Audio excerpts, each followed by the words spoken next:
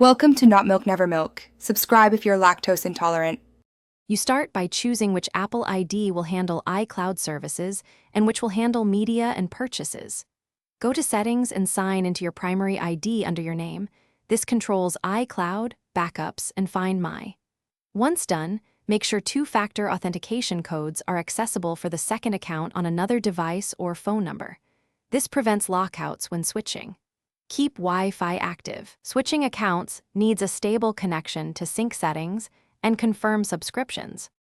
Next, add the second Apple ID where iOS allows separate credentials. Open the App Store, tap your profile, sign out and sign in with the secondary ID to purchase or update apps. Payments and subscriptions remain tied to that ID. Then go to Settings, right arrow Mail, right arrow Accounts to add email or calendar services for the second account so contacts and mail stay separate. Finally, set which ID FaceTime and iMessage use in their settings so messages come from the correct account. Finish by auditing each service. Open Settings and check your name, iCloud services, and media and purchases to confirm which Apple ID manages which feature. If you want shared purchases without repeatedly signing in, enable family sharing from the primary account and invite the second ID. Make sure backups are set and that the correct account is selected for photos and iCloud Drive.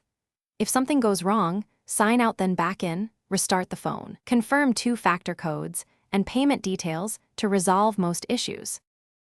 Thanks for watching. If this was helpful, leave a like and consider subscribing. See you next time.